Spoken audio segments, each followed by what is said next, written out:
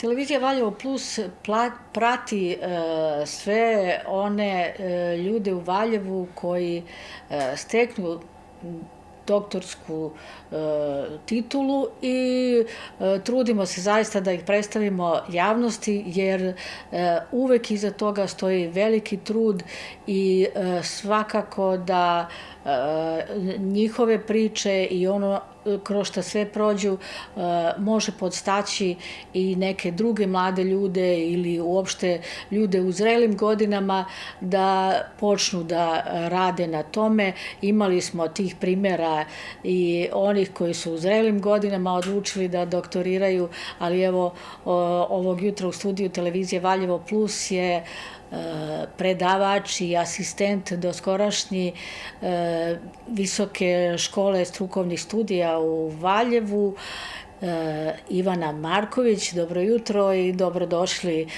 u jutarnji program televizije Valjevo Plus, i zaboravila sam da dodam i pomoćnik direktora za nastavna pitanja na VIPOS-u. Eto, to je još jedna nova funkcija koja vam je nakon ovog doktorata pripala i koja će vam zasigurno doneti nove obaveze. Dobro jutro, hvala vam puno na pozivu, vašu emisiju i veliki pozdrav za sve vaše gledaoce.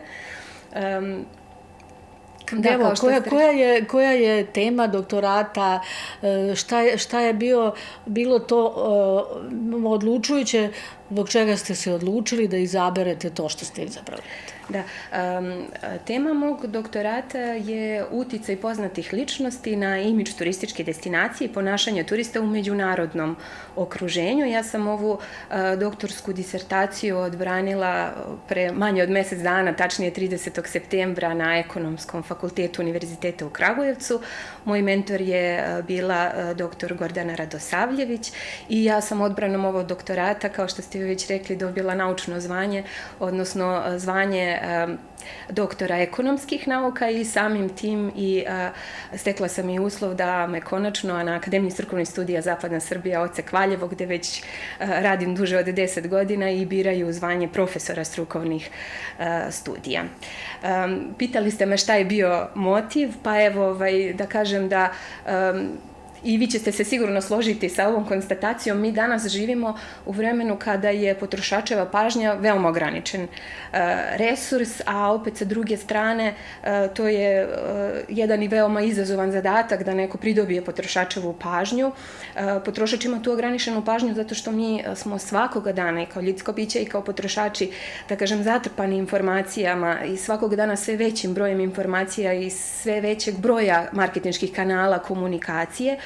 I onda ljudi koji se bave marketingom naravno imaju veoma izazovan zadatak na koji način da pridobiju pažnju potrošača, jer je to jedan, da kažemo, preduslov za jedno uspešno poslovanje, jer od toga direktno zavisi da li ćemo zadržati potrošača, izgraditi odnose sa potrošačem i tako dalje, i na kraju napraviti tu lojalnost, jel tako? Jedna od promotivnih taktika koja se izdvojila kao vrlo efikasna u privlačenju pažnje potrošača je upravo angažovanje poznatih ličnosti u promotivnim aktivnostima, i to je meni bilo interesantno da malo istražujem tu temu, i kada sam istraživala tu temu ja sam shvatila da ona, koliko god je mi imamo oko prisutnu u praksi, neke statistike pokazuju da u našoj zemlji svaka 7. reklama ima angažovanu poznatu ličnost. Međutim, koliko god mi to, kažem, imali u praksi, u stručnoj literaturi, u naučnoj literaturi ima vrlo malo radova koji se bave tom tematikom, a mi, naučni radnici, da tako kažemo, uvek nekako tražimo temu koja je interesantna i aktuelna, a u isto vreme da nije baš u potpunosti istražena. Kažem, u domaćoj literaturi vrlo malo studija se bavi uopšte poznatim ličnostima i njihovim efektom u promotivnim aktivnostima. U stranoj literaturi ima do duše dosta više takvih studija, i ono što je meni opet bilo interesantno jeste da u takvoj literaturi se uglavnom poznate ličnosti pomenju u kontekstu proizvoda, brendova, ali vrlo malo je studija koje izučavaju efekat poznatih ličnosti u promociji u uslužnom sektoru, sektoru, pogotovo u turizmu. Znači u turizmu ta tema skoro da nije ni zastupljena. I zato sam ja došla na ideju i cilj uopšte mog istraživačkog rada, odnosno moje doktorske disertacije i bio da ja istražim da li uopšte poznate ličnosti imaju bilo kakav efekat u građenju imidža turističke destinacije i da li imaju uticaj na ponašanje turista, a pogotovo u međunarodnom okruženju. Koliko dugo je trajalo pisanje tih doktorskih studija, uopšte rad na tom istraživanju? Da. Moje doktorske studije trajale su 7 godina, ali moram da naglasim da nije sve to vreme bilo fokusirano na pisanje doktorata.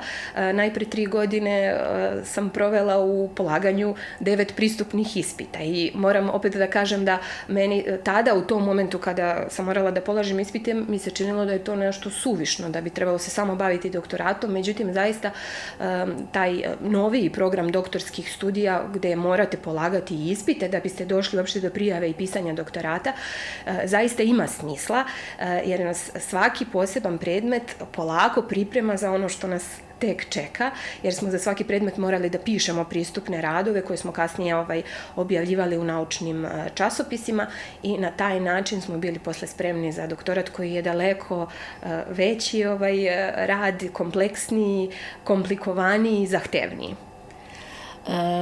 Literatura koju ste koristili, šta je sve bilo potrebno jednostavno da se napravi jedan istraživački rad na tu temu? Da, što se tiče literature, svi koji su pisali naučni članak ili neki veći obimniji rad znaju da ono što se pročita, što se izuči, ja mislim da je to nebrojeno mnogo puta više od onoga što na kraju stane, jel tako, u taj neki rad koji pišemo.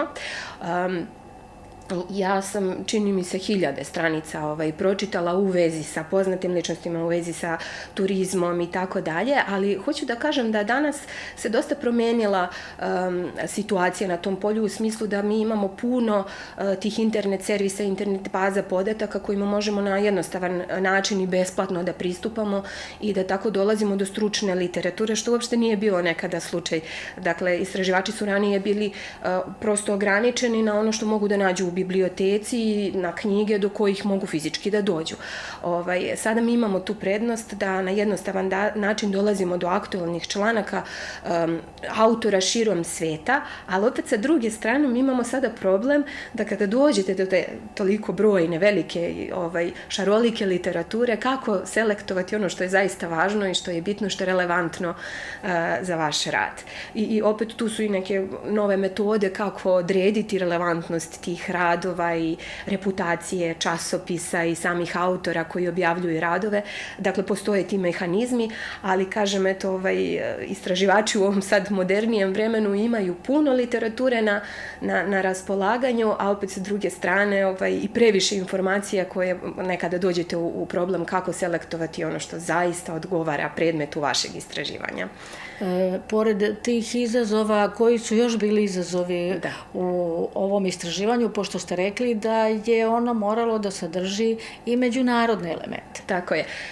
Ja sam na samom početku rekla da je moja tema bila vezana, jel tako, kao što vi kažete sada, za međunarodni okvir i samim tim ja kada sam sprovodila istraživanje, u pitanju je bilo anketno istraživanje, ja sam sprovela anketu na međunarodnom nivou i tu sam se sa prvim izazovima ovako susrela, s obzirom da do tog momenta sam samo sprovodila ankete, da kažem, na lokalu, odnosno ovde samo u Republici Srbiji sa našim domaćim ispitanicima. Prvi izazov sa kojim sam se susrela jeste bilo uopšte sam prevod anketnog upitnika, jer naravno u tom procesu kreiranja anketnog upitnika naravno sve je bilo na srpskom jeziku. Nije jednostavno samo prevesti anketni upitnik, nego vi morate da obezbedite tu, da kažem, ekvivalentnost prevoda, odnosno da ono što vi pitate na srpskom jeziku da ima isti smisao smisao, ne samo da se, da kažemo, direktno prevede, da ima isti smisao u engleskom jeziku.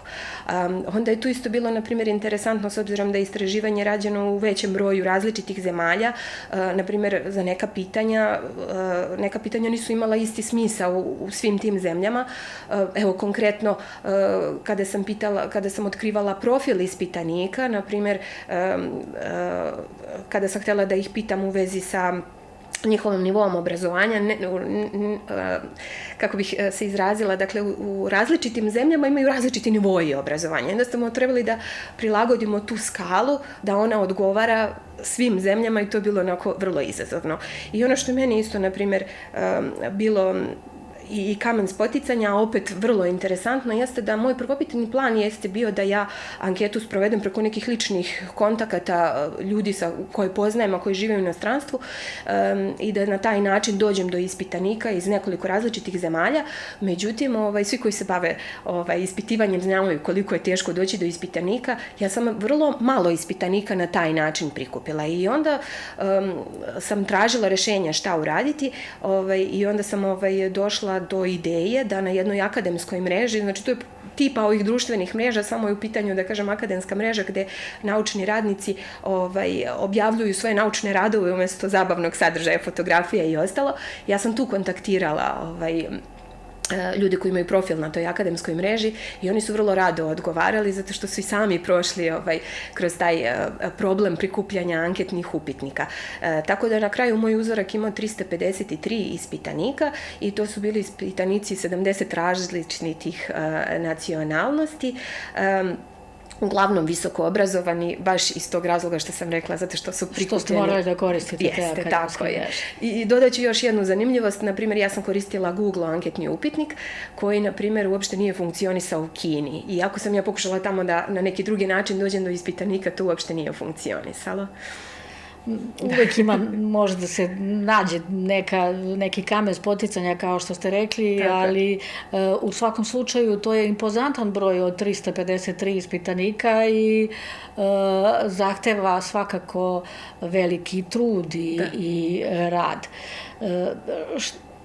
Kada se uzima, pričali ste evo na početku o poznatim ličnostima, kada se uzima poznata ličnost u obzir prilikom izbora, koliko je to rizično u nekim situacijama i o čemu sve treba voditi računa? Da.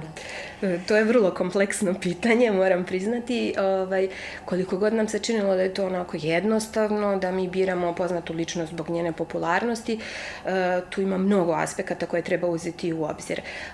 Ne treba da zanemarimo da poznate ličnosti naravno imaju veliki efekat u smislu da istraživanja su pokazala i praksa da kad god imamo poznatu ličnost u reklami, u promotivnim aktivnostima, mi ćemo uvek obratiti pažnju na takvu reklamu, bez obzira da li nam se ta ličnost dopada ili ne, da li smo fanovi ili nismo. Pre se zapazi, pre se zapamti takva reklama i ono što je možda još važnije jeste da duže ostaje u sećanju, ali ono što je važnije jeste da danas kada koristimo poznate ličnosti mi možemo da osobine te poznate ličnosti da kažem preslikamo na promovisan proizvod, brend i mi znamo da danas konkurencija apsolutno može sve da iskopira, ali ličnost samog proizvoda ne može.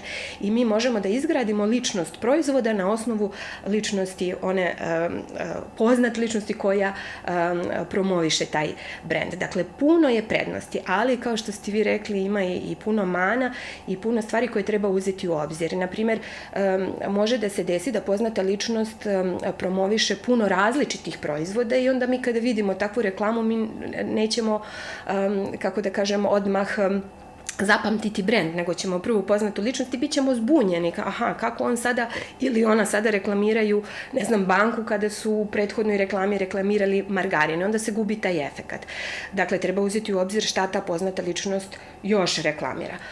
Onda uvek treba uzeti u obzir popularnost poznate ličnosti. Koliko je ta poznata ličnost dopadljiva, atraktivna. U tom momentu koliko je popularna.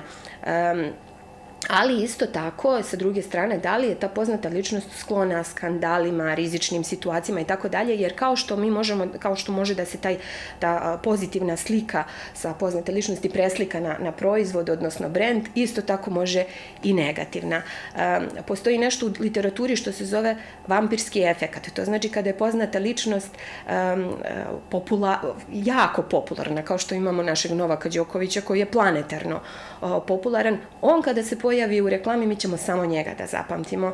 Dakle, on pojede taj, efekat, pažnja je na njemu, a nije na brendu. I to, evo, navešću baš primer, popularna pevačica Beyoncé, ona je bila dugo godina zaštitno lice Pepsija. Međutim, u jednom trenutku oni su raskinuli ugovor i baš su dali objašnjenje da su to uradili, ne zato što nisu bili zadovoljni sa tom saradnjom, već iz razloga što je ona u međuvremenu postala toliko velika zvezda da kada nju pogledaju, kada je vide publika, kada je vide, one pamte nju, a ne Pepsi.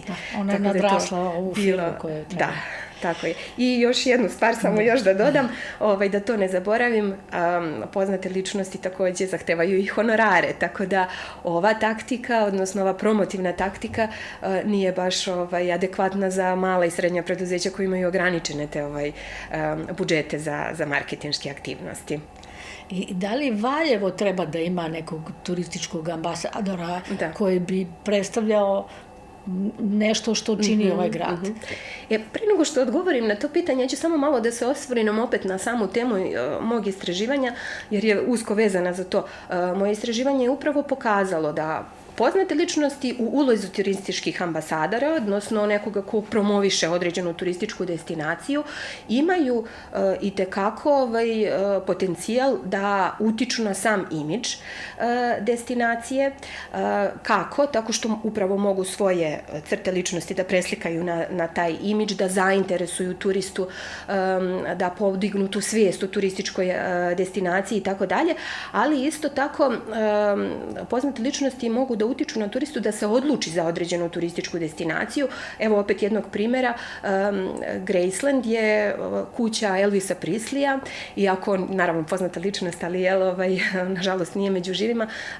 Ta kuća je u toku godine 600.000 poseta, odnosno ona 600.000 poseta beleži u toku svake godine. Zašto? Zato što prosto ljudi tom posetom žele da se približe svom idolu, da saznaju što više od njega. I to je u stvari način kako poznate ličnosti mogu da utiču na turiste da posete određeno mesto, da se što više približe svojim idolima, da što više saznaju o svom idolu i tako dalje. Tako da definitivno poznate ličnosti imaju veliki potencijal u građenju imidža destinacije i na uticaj ponašanja turista. A što se tiče Valjeva, ja sam baš prethodno, pre nego što sam uopšte pristupila izradi doktorske disertacije, uradila jedno manje istraživanje koje je baš bilo konkretno vezano za Valjevo, gde sam čak u jednom momentu i pitala ispitanike da oni odrede koja bi to poznata ličnost iz Valjeva, imamo ih, hvala Bogu, zaista puno, koja bi to poznata ličnost bila zanimljiva za ulogu turističkog ambasadora i najveći procenat ispitanika se opredelio za Nenada Jezdića. Što je meni nekako bio i logičan rezultat, s obzirom da Nenad Jezdić, svi znamo, jel tako, se identifikuje nekako najviše od svih poznatih ličnosti sa Valjevom zbog brenda rakije koji promoviše, odnosno koji proizvodi, a imam čak i informaciju iz turističke organizacije da ova rakija pakovana u čokančiće nekako postala i najprodavaniji suvenir u poslednje vreme. Tako da kada postoji ta jasna asocijativna veza između poznate ličnosti i promovisanog kako brenda, tako i turističke destinacije, onda zaista ima smisla da neka turistička destinacija se odluči da ima turističkog ambasadora, ali to je jedna strateška odluka koju treba da se donosi na nivou grada, gde treba da budu uključeni različiti akteri kao što su, da kažemo, rukovodioci grada, zatim i turistička organizacija i, da kažemo, naučne institucije i javnost. Dakle, sve treba uzeti u obzir. Svakako, a i to je ono što smo pričali malo pre, dakle, neko može u jednom trenutku je popularan, pa onda više nije. Tako je. U svakom slučaju, to je neki mač sa dve oštrice, ali Valjevo je grad koji ima dosta istorijskih ličnosti, stalno pričamo o tome, i bogat istorijom uopšte, i može se zasigurno i na osnovu toga uraditi. Dosta toga urađeno je do sada, nije da nije, ali svakako da sve ovo i što ste vi radili možda može samo da podstakne turističke posrednike u Valjevu da inoviraju neke stvari i da traže i od vas. I profesorka iz ekonomske škole je takođe uradila jedan doktorski rad na turističku temu, ne mogu sad tačno se setim naziva, ali svakako sve to zajedno može da doprinese jednoj efektnijoj ponudi Valjeva na tom tržištu, uz naravno sve ostalo što nosi turistička ponuda jednog mesta, grada, bilo čega.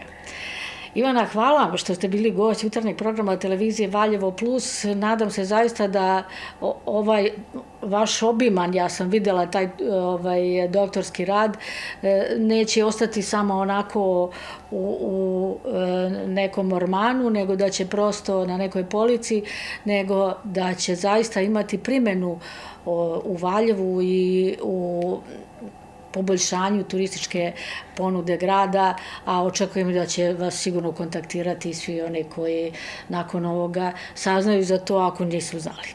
Hvala vam puno na pozivu, zaista bilo lepo u vašem studiju i hvala vam puno na lepim željama.